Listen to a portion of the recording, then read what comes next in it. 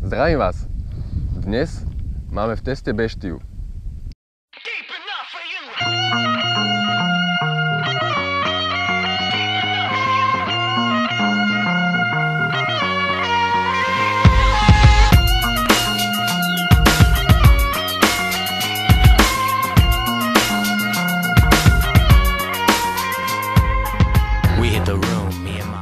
Áno, je to nový Seat Leon Cupra 290 s DSG prevodovkou a výrazným oranžovým paketom, ktorý pritiahne pozornosť aj úplného automobilového analfabeta.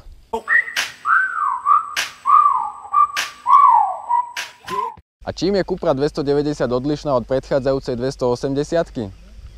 Teda o 10 koní vyšší výkon, krútiaci moment je totožný 350 Nm, ale využitý v širšom spektre otáčok a najvýznamnejšou zmenou je nový výfuk, vďaka ktorému má auto lepší zvuk. Ale keďže ja dôverujem, ale preverujem, tak tu máme k dispozícii aj Cupru 280 a ukáže sa, kde je pravda. Takže prvá disciplína, zrýchlenie. Uvidíme, či sa prejaví 10 poníkov navyše.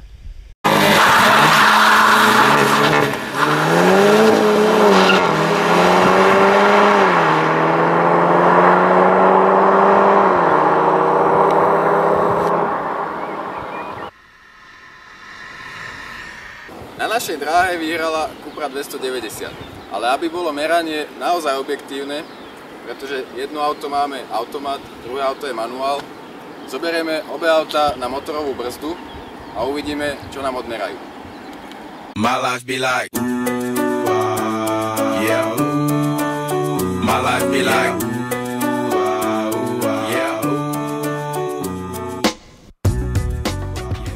Tak sme na mieste. Prišli sme odmerať výkon do spoločnosti Profituning, ktorá je špička na trhu vo svojom obore v úpravách ako osobných, tak aj nákladných automobilov.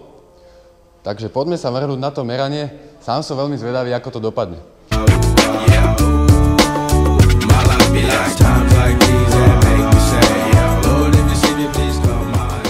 A čo sme na meraní výkonu zistili?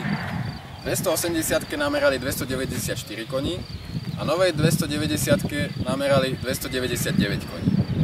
Z toho mi vyplýva, že najpodstatnejšia zmena u novej Cupry je nový výfukový systém a teda lepší zvuk.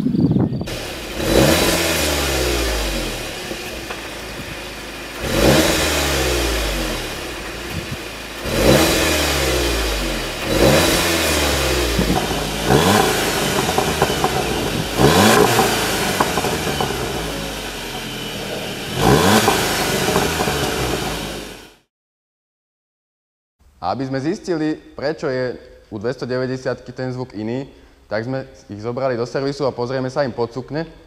Poďme na to.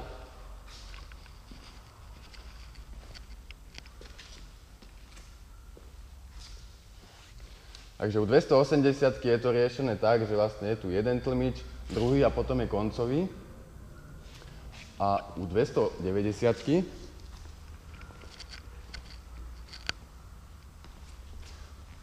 nám tu tento jeden tlmič chýba.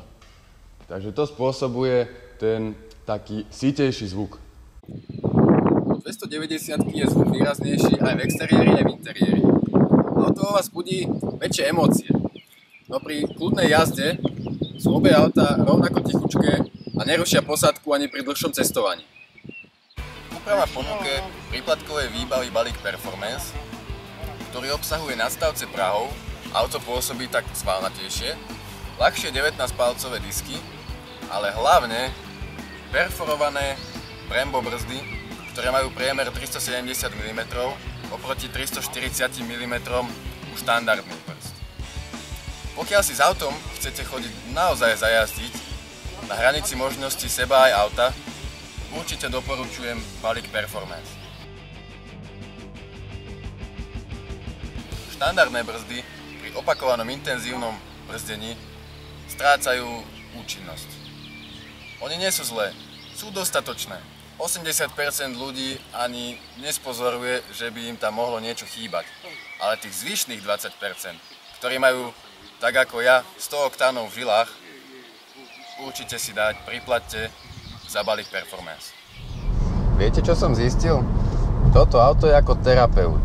Predstavte si, že mali ste zlý deň, veci vám nevyšli tak, ako by ste chceli, ale po práci si sadnete do Cupry, vypustíte na cestu 300 koní a tvár sa vám rozžiari jak 100W žiarovka.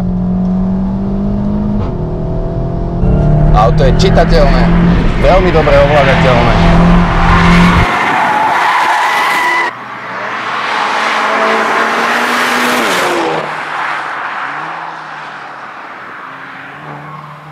Cupra má od série negatívny odklon zadnej nápravy a vďaka tomu sedí na ceste ako pribitá. Niekomu môže chýbať, že nemá mierne pretáčavý zadok, ale pozor, Cupra je kráľ čistej stopy. Tá rýchlosť, ako dokážete s Cuprou rezať zákruty, vás ohromí a slabším pováhám aj pokrčí žalúdok.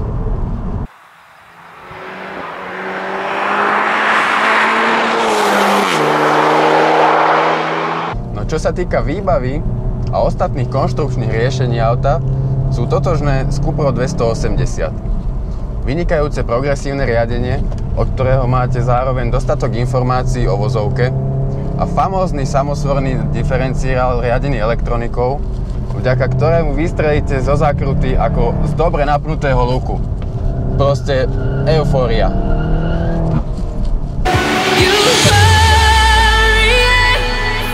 To the end of time. From now on, only you and I. We're going up, up, up, up, up, up. Euphoria. Never lost a piece of us. A beat in love within my heart. We're going up, up, up, up, up, up. We are here. Tak ako pri každom aute, aj tu sa pristavíme pri spotrebe. Pri každodennom dochádzaní za povinnosťami a miernejšou prácou s plynovým pedálom nemáte problém sa zmestiť do 8 litrov. Vír v nádrži nastáva až vtedy, keď prepnete do režimu Cupra a začnete sa jašiť na okreskách. No dlhodobý priemer na 4000 km mám 10,5 litra a to, priatelia, je na 300 konové stádo naozaj veľmi slušná hodnota. Dnes sme mali tú česť s najrýchlejším sériovo vyrábaným Seatom všetkých čias. A aký je? Je rýchly, cenovo prístupný a vykúzli vodičový úsmev na tvári. Dá sa s ním dochádzať za každodennými povinnosťami, ale aj zvýšiť hladina adrenalínu v krvi na okreskách. Je presne taký, aký má správny hot hatch byť.